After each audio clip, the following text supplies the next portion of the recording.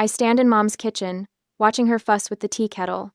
Sunlight streams through the gauzy curtains, catching dust motes that dance in the air like tiny memories. This room hasn't changed since I was 10. Same yellow wallpaper, same cookie jar shaped like a plump hen. Maya, I really appreciate you coming over, Mom says, patting my arm. Her silver-streaked hair is pulled into a neat bun, librarian proper even in retirement. I just can't figure out this banking app. Everything used to be so simple with paper statements. No problem. I smile, the dutiful daughter as always. 31 years old, and still playing tech support. Where's your phone? On the table. Let me grab us some water. She bustles into the kitchen, and I reach for her phone, a new model I convinced her to upgrade to last Christmas. The screen lights up with a notification. Group chat. Torah's inner circle. Julianne. Ugh, she's complaining about Harper's business plan again. My heart stops, then hammers against my ribs like it wants to escape. The message is so specific, so cruel, and the chat name Torah's inner circle implies there's an outer circle, me. My hand moves on its own, tapping the notification. The chat opens. Harper. She thinks everyone lives in an Excel file like her. Good thing Mom didn't invite her last Sunday. Sunday. The day Mom said she wasn't feeling well when I offered to bring over soup. The day I spent alone in my apartment catching up on client files. My eyes drift upward to earlier messages. Elaine? Mom? Confirmed. Grandma Madeline's $90,000 fund will be released on Friday. Julianne. Perfect. I'll use my $45,000 for the kids' UNC college fund. Already told my husband. Harper. Thank you, Mom. $45,000 will be enough for my studio. Elaine, Mom. Remember, we agreed not to tell Maya. She doesn't need it, and will just complicate things. This is for the best. My lungs forget how to work. $90,000. Split 2 ways, not 3. Grandma Madeline died 4 months ago. Her favorite wooden spoon still hangs in this kitchen. She taught me to bake snickerdoodles on that counter right there, her soft hands guiding mine. You're so careful, Maya. So precise. That's a gift. I hear Mom's footsteps returning and quickly set the phone down exactly as I found it. My face settles into a mask, the one I've perfected through years of family dinners where Julianne bragged about her perfect children, Harper complained about her latest artistic crisis, and I sat quietly, keeping track of who needed tax help. Here we go, Mom says, setting down 2 glasses of ice water. Now show me how to use this thing. For the next 20 minutes, I walk her through the banking app setup, my voice steady and professional. My hands don't shake, my eyes don't water. I am the perfect accountant, the reliable daughter, helping her mother manage her finances while pretending I don't know she's stealing my inheritance. You're such a lifesaver. Mom says when we finish, what would we do without you? I wonder, I reply, my voice carrying just enough edge that her smile falters. But she doesn't notice. Not really. She never has. Later, I grip my steering wheel so tight my knuckles blanch white against the black leather. Rain starts to patter against the windshield, matching the rhythm of thoughts pounding in my head. What would they do without me? The memory surfaces like a bubble breaking through water. Me at 16, hunched over the dining table surrounded by tax forms while Dad paced behind me. That's our reliable girl, he'd said, clapping me on the shoulder as I finished their taxes. What would we do without you? Outside the window, Julianne and Harper had been climbing into Mom's station wagon, laughing as they headed to the mall. I'd wanted to go too, but someone had to fix the mess Dad had made of their finances. The reliable one, the responsible one, the useful one, never the loved one. I park outside my apartment building but can't summon the energy to exit the car. The realization settles over me like concrete hardening. They never loved me. They loved my function.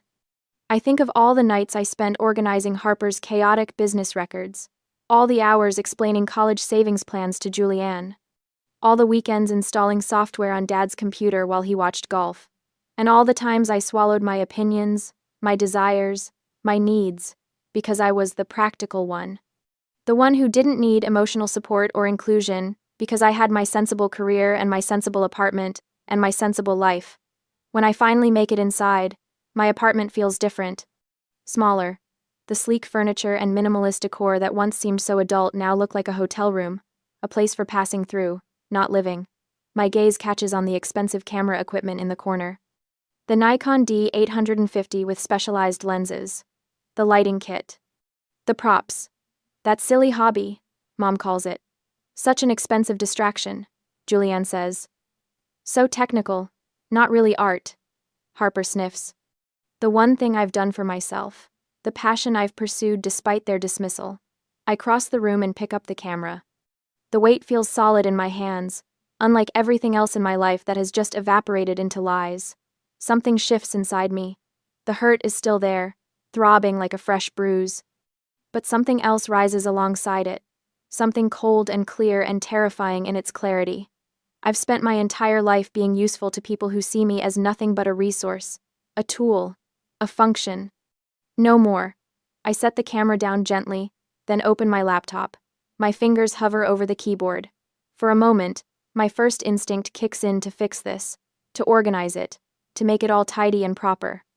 Instead, I open a new document and type 3 words. The inner circle. And beneath it, I begin to make a list. The blue glow of my laptop screen illuminates my face at 2 a.m. My apartment feels too quiet, like it's holding its breath along with me. I haven't slept since leaving Mom's house, since discovering I'm not part of their inner circle. My hands hover above the keyboard, trembling slightly. Data doesn't lie. That's what I've built my career on. I type in the password to our family cloud storage, the one I created years ago, the one I pay for monthly so Julianne could store her kids' school photos and Harper could back up her artistic portfolio. The login screen blinks, then opens to the familiar folder structure. You can organize our digital lives anytime, Maya, Mom had said, patting my shoulder when I set it up. What would we do without you? I navigate through the main directories until I spot an unfamiliar folder. Trust, Docs. My pulse quickens. Of course they'd use Grandma Madeline's initial rather than spelling it out. They didn't want me to find it during my regular maintenance of their files. Inside sit 2 documents. The first, Harper, Studio, Plan, PDF. The second, Madeline, Torres, Trust, PDF. I open Harper's plan first. It's exactly what I expected, disorganized, full of grammatical errors, with wildly optimistic financial projections. A photography studio, with no business model beyond, I'll take pictures of whatever inspires me. No market research, no competitive analysis. Just aspirational Pinterest boards and a budget that makes no accounting sense. My fingers twitch toward Excel. I could fix this.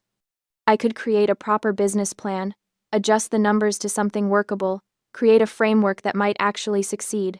It would take me maybe 3 hours. My hand hovers over the mouse. No. I close the file without changing a thing. The second document opens with the formal heading, Last Will and Testament of Madeline Eleanor Torres. I scan through the legalese, my CPA training, making quick work of the dense paragraphs. Then I find it, on page 7, section 4.2. The sum of $90,000, to be given to my daughter, Elaine Torres, to be distributed for the benefit of her daughters, as she sees fit. As she sees fit. 4 innocuous words that give my mother complete discretion. Legally, she can do whatever she wants with the money. Morally, she's stealing from me. The loophole is perfect, designed for flexibility, weaponized for exclusion. My stomach lurches. I rush to the bathroom, certain I'm going to be sick, but nothing comes up. Just dry heaves and the taste of betrayal. Back at my desk, I stare at the documents, the reality sinking deeper with each passing minute. The money will be dispersed this Friday. In 4 days, my sisters will each have $45,000, and I'll have nothing. Not the money which stings, but nothing of what I thought was my place in this family. I reach for my phone and dial the only person who might understand the legal and emotional mess I'm facing. Maya? Mark's voice is thick with sleep. It's nearly 3 in the morning. What's wrong? Mark, hypothetical. My voice sounds strange, detached. If a trustee of a discretionary fund decides to exclude one beneficiary based on the assumption they don't need the money, what's the recourse? A pause. That's not a hypothetical, is it? No. Mark sighs, and I hear rustling as he sits up in bed. The as trustee sees fit language gives a lot of latitude. But if there's evidence of bad faith or prejudice in the decision-making, Maya, You need a lawyer. Today. I hang up after promising to call his attorney friend in the morning. Then I stare at my phone, thumbs hovering over the keyboard. I type out a carefully worded email to my mother. Mom, for my personal financial planning, could you please send me a copy of Grandma Madeline's trust documents? Thanks. Professional, calm, reasonable. Her response comes back within minutes, despite the hour. Oh, honey, it's all very complicated. Let's not worry about boring paperwork. Let's discuss it at Sunday dinner. Have you ever felt that sinking feeling? When you ask a simple question, and the answer tells you everything you need to know? Maya knew, let's discuss it, meant let's find a way to handle you. Sunday, 2 days after the Friday disbursement. By then, the money will be gone, divided, spent, hidden away from me. I look at the email again. The way she calls the legal document, boring paperwork, the dismissive tone, the stall tactic, my phone buzzes. A text from Julianne. Maya, why are you bothering Mom about legal stuff at this hour? Is everything okay? You know how she gets confused by all that financial jargon. It's starting already. The coordinated defense, the gaslighting, making me feel unstable for asking a simple, direct question. I don't respond. Instead, I take screenshots of everything: the hidden folder, the trust document, the emails, the texts, and save them to a new folder on my personal drive labeled Evidence. For the first time in my life, I'm seeing the pattern clearly. The roles we've all played: Julianne, the golden child who deserves everything; Harper, the baby who needs protecting; Mom, the weak-willed enabler who hides behind what's best for everyone; and me, the reliable function.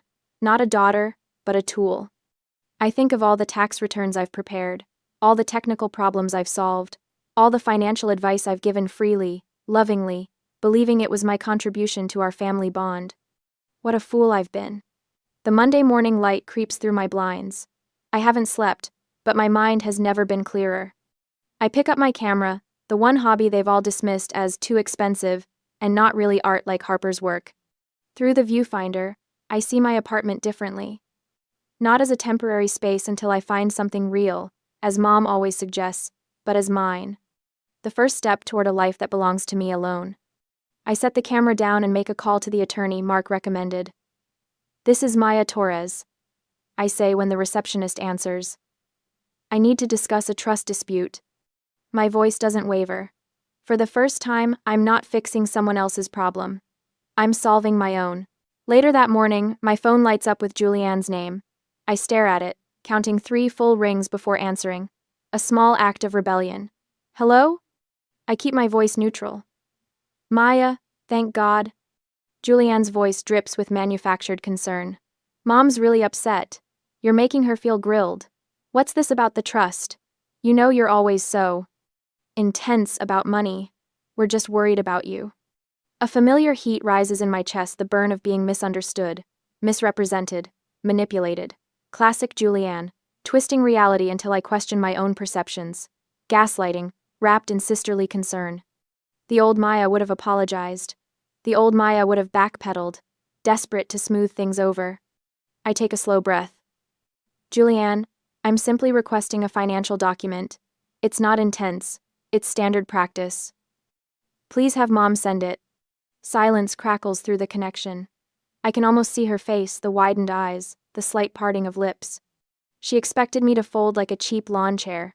Well, that's not. She stumbles over her words, then snaps. Whatever, Maya, and hangs up. I set my phone down, surprised by the steadiness of my hands. A strange calm settles over me, like the quiet after a thunderstorm. Later that evening, I type out a message to the family group chat, not the inner circle. Of course, but the one where I'm included. Family dinner tomorrow at 6? I have some important financial news to discuss. I know exactly what I'm doing. They can't resist those magic words, important financial news. In their world, it might mean tax loopholes or investment opportunities. Something they can extract from me. Tomorrow arrives with unseasonable heat, thick and oppressive. I park in front of my parents' brick colonial, the house where I learned to be useful instead of loved. I straighten my blouse, grab my leather portfolio, and walk to the door like I'm heading into a board meeting. Inside, the air conditioning blasts against my skin. The dining room table gleams under Mom's good china.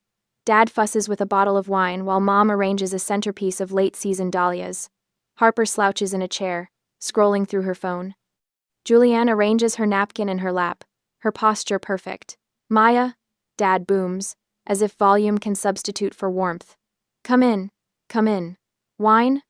No, thank you. I slide into my usual chair, the one with the wobbly leg that no one else wants. Mom sets a platter of roast chicken on the table. So what's this financial news? Did you get a promotion? Dinner progresses with painful small talk. Dad rambles about his golf game. Julianne brags about her oldest son's soccer tournament. Harper mentions a gallery showing interest in her work. I pick at my food, letting the tension build until I can't stand it anymore. I set my fork down with a soft clink against bone china. I know about the inner circle. The silence is absolute. Even the house seems to hold its breath. And I know what you're all planning to do with Grandma Madeline's $90,000. Mom's hand flutters to her throat. Dad's jaw tightens. Harper stares at her plate, but Julianne recovers first, her voice controlled, reasonable. Look, Maya, you're successful. You have a great career. She leans forward, her diamond tennis bracelet catching the light. Do you know how expensive tuition at UNC is? My kids need to go to college. Harper needs a start. This is about real need. Don't be so selfish. The word selfish lands like a slap. How many times have I stayed up late fixing their tax returns? How many weekends have I sacrificed installing software on Dad's computer? How many hours have I spent organizing Harper's chaotic business records? Mom twists her napkin, the linen wrinkling between her fingers. We didn't want to make it awkward for you. Legally, I'm the trustee anyway. Dad pushes back in his chair, the legs scraping against hardwood. Don't be disrespectful, Maya. It was a family decision. A family decision. The three words echo in my head, revealing the truth with perfect clarity. A family decision made without the family member who spends her life making their lives easier. I look at them, one by one. Mom, with her pinched expression. Dad, red-faced and defensive. Julianne, self-righteous. Harper, uncomfortable but silent. A family decision. I repeat softly. So that's it. I stand up. I don't yell. I don't cry. The calmness that settles over me is strange and powerful. Thank you for the clarification. Maya, don't be dramatic. Julianne starts, but I'm already walking away.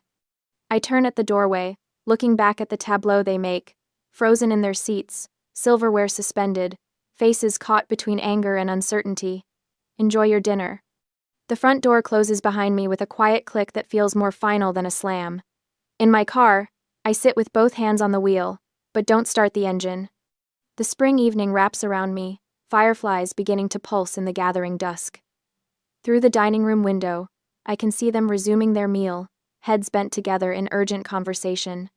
For the first time, I see them not as my family but as strangers, connected to me by accident of birth. People who would take what is mine because they've decided I don't need it.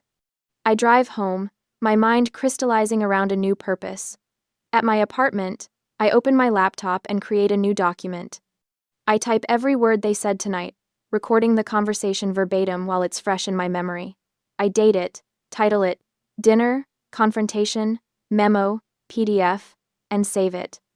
Then I email the memo, the trust documents I found, and my discovery notes to the probate lawyer Mark recommended. His response comes an hour later. They have the legal high ground on the discretionary clause, but this memo shows clear collusion and bad faith. What do you want, Miss Torres?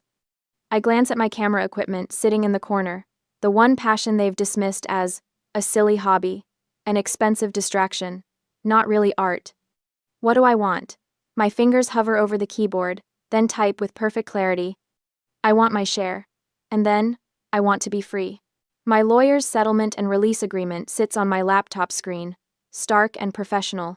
None of the emotion that's been choking me for days appears in this document.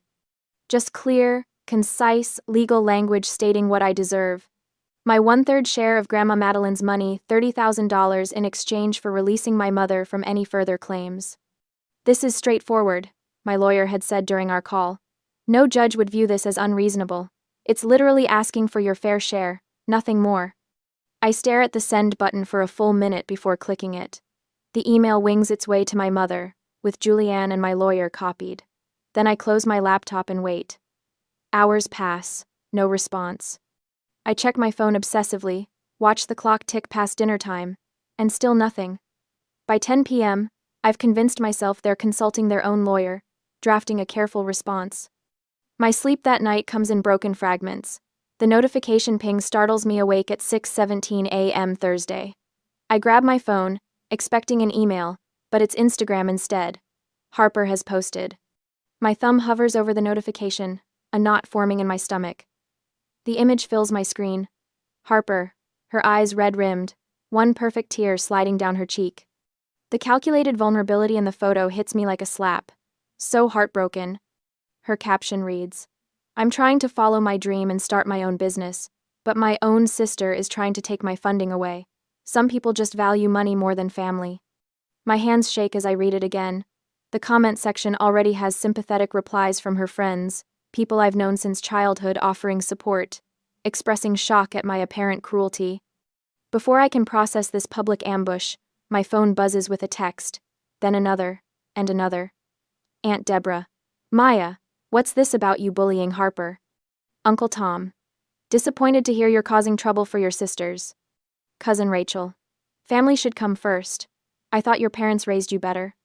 The avalanche continues. By 7 a.m., my phone has become a portal to a world where I'm suddenly the villain in a story I didn't write.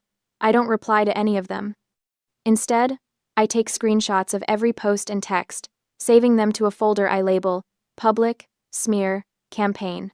Then I forward the entire collection to my lawyer with a single line. They're responding this way instead of addressing the legal document. Her reply comes 10 minutes later. "This changes things. Stand by." I force myself to shower and dress for work. As I'm drinking my coffee, trying to steady my nerves for the day ahead, my father calls. I almost don't answer, but some residual sense of obligation makes me pick up. "Maya." His voice booms immediately, not bothering with a greeting. "I can't get into my retirement account. You changed the password, didn't you? You're locking us out. This is childish." The accusation is so unexpected that I laugh a short, humorless sound. "Dad, I haven't touched your accounts in 6 months." I open my laptop and pull up my password manager. The password is the same one I set for you 2 years ago. Robert Golf, 1960. I hear keyboard clicks through the phone, followed by a long silence. "Oh," he finally says. "It worked." He hangs up without thanking me. I stare at the phone, a strange calm settling over me. This single interaction crystallizes everything about our relationship. Even as they paint me as the enemy, they still expect my help. Even as they exclude me from their inner circle, they depend on my functional role in their lives. My email pings. It's a group message from Julianne to our extended family, blind copying me, a rookie mistake that shows how little she understands about email. "We are so worried about Maya," she writes. "She's threatening our mother over money. She's not herself." I forward this to my lawyer too. By now, I've stopped feeling the sting of betrayal. I'm watching their panic with the detached interest of an accountant reviewing a client's mistaken calculations. They're revealing something profound. They assume I'll use my functional power to hurt them, because that's exactly what they would do. 20 minutes later, my lawyer calls. "I've just sent an email to your mother and her newly retained counsel," she says, sounding pleased. "I thought you might want to know exactly what it says." She reads it to me, and I feel the corner of my mouth twitch upward. "My client offered a simple, fair settlement," the email states.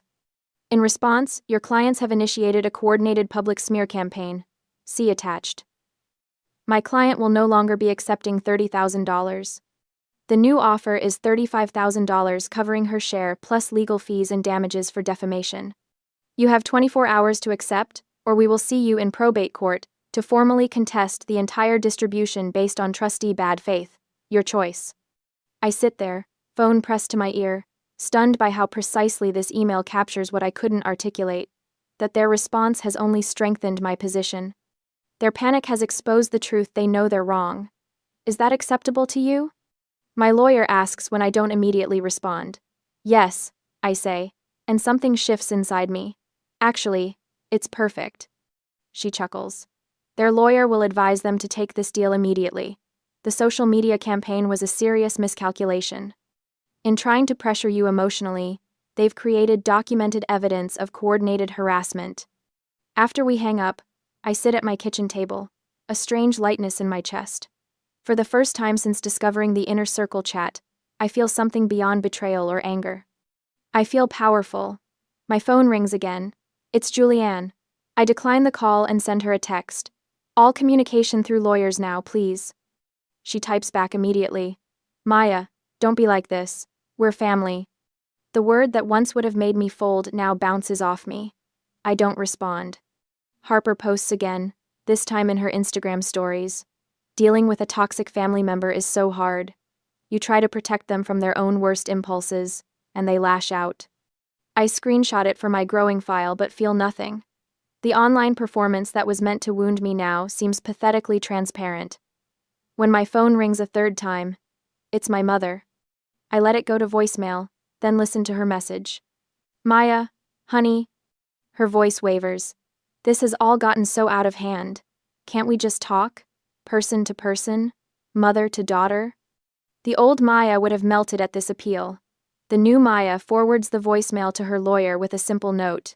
For your information, attempted direct contact despite legal representation.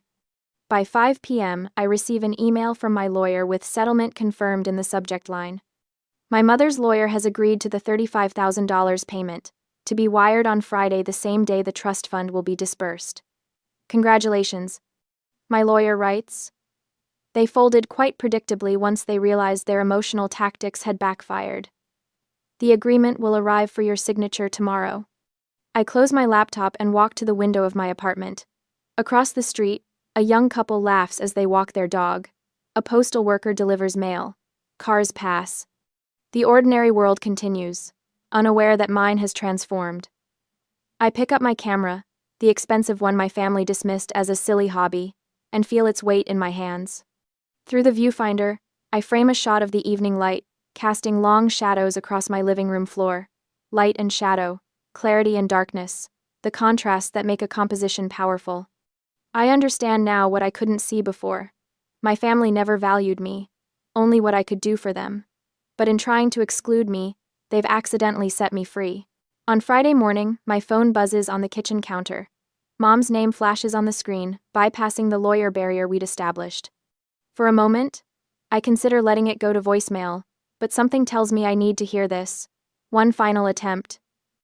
Hello? I answer, my voice neutral, professional.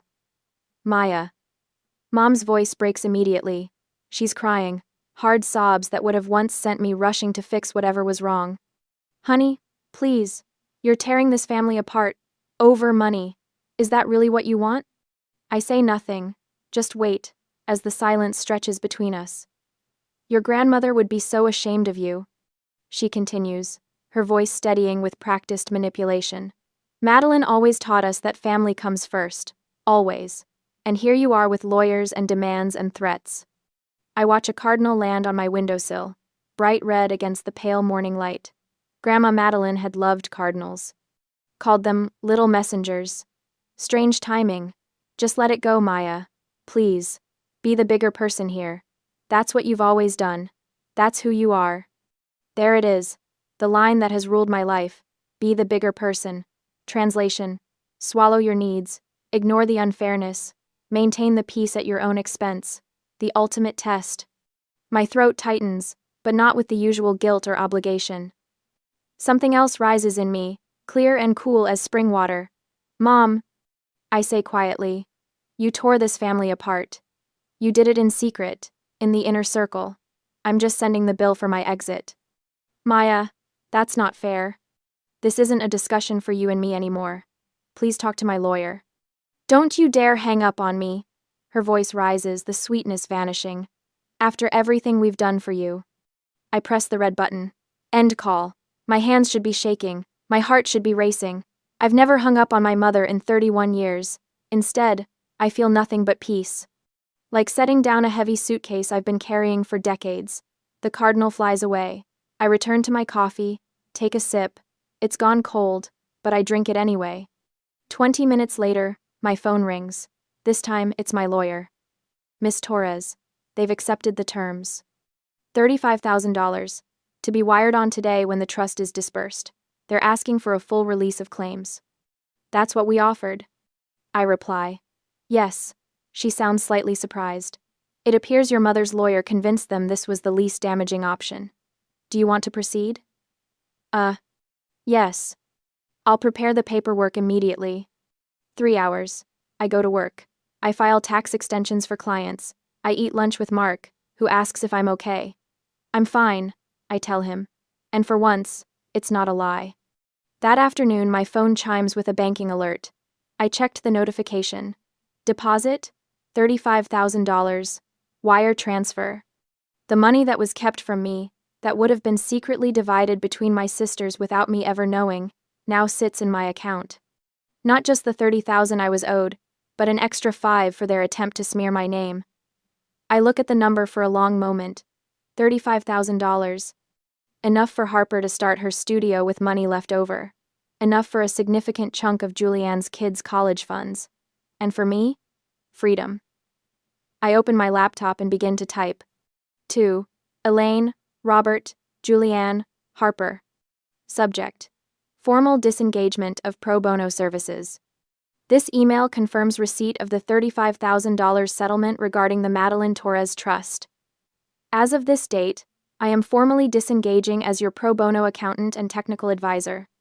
I pause, considering my next words carefully. This isn't about revenge. This is about setting boundaries. This is about finally charging for services I've provided free for decades. For Robert, your retirement account login is RobertGolf1960. Please contact Vanguard for all future support. For Julianne, your children's education grant, FAFSA applications are due March 1st. I recommend contacting the UNC Financial Aid Office directly. For Harper, your quarterly estimated tax payments, Form 1040 ES, are due January 15th. Please note that your $45,000 capital injection is taxable income unless structured as a formal loan. I highly recommend you retain a professional CPA immediately. Failure to file can result in significant IRS penalties and interest. Please remove me from all family data plans and shared accounts within 48 hours. My finger hovers over the send button. I read through the email again. Cold, professional, terrifying in its helpfulness. The natural consequences of losing their free family resource are spelled out with perfect clarity. I hit send. Within minutes, my phone explodes. Text messages from all of them. Calls from Dad, then Julianne, then Harper. I silence each one, turn off notifications. I don't need to hear their panic or their anger or their sudden realization of what they've lost. I stand and walk to my window, looking out at the city below. People rushing about their Friday afternoon, unaware that my life has just been cleaved into before and after. Behind me, silenced, my family is discovering what it means to no longer have access to Maya Torres, CPA. They are learning what happens when the person you've used as a resource decides to step away. It's not my responsibility anymore. Their finances, their passwords, their tax problems, their confusion about forms and deadlines and consequences. For the first time, I feel the weight of it, everything I've carried for them. The hours spent fixing Robert's investment mistakes. The weekends lost to sorting through Harper's chaotic receipts. The endless patient explanations to Julianne about college savings plans while she checked her phone and half listened. All the times I swallowed my own needs because I was the practical one, the reliable one, the one who didn't need emotional support or inclusion because I had my sensible career and my sensible apartment and my sensible life. I pick up my camera from its shelf. The weight feels right in my hands. I adjust the aperture, focus the lens on the city beyond my window. Click. The sound is satisfying, definitive. This moment. This is the real inheritance from Grandma Madeline. Not the money, but the freedom. The permission to finally put myself first. To step out of the shadows of usefulness and into the light of my own life. I turn away from the window and begin researching commercial rents in downtown Raleigh. Photography studios. Business licenses. Website domains. $35,000. The seed money they said I didn't need. The inheritance they tried to steal. Now it will become the foundation of something entirely mine. My phone buzzes again. Elaine calling. I decline without hesitation. The inner circle is now a closed loop, spinning in confusion without their center. Without me. And I am exactly where I need to be. Free. Sunlight streams through floor-to-ceiling windows, casting golden patterns across polished hardwood floors. I adjust the aperture on my camera, framing the shot of my new photography studio in downtown Raleigh. 1 year since the family implosion, and here I stand, owner of Maya Torres Photography. The $35,000 settlement money they said I didn't need now surrounds me in gleaming equipment, professional lighting, and a space that breathes possibility. Funny how money works when it funds your dreams instead of others' expectations.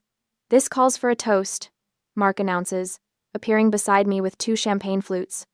His tie is loosened after a day at the accounting firm, the life I left behind. To new beginnings, I say, accepting the glass. And to this incredible space. Mark whistles, looking around.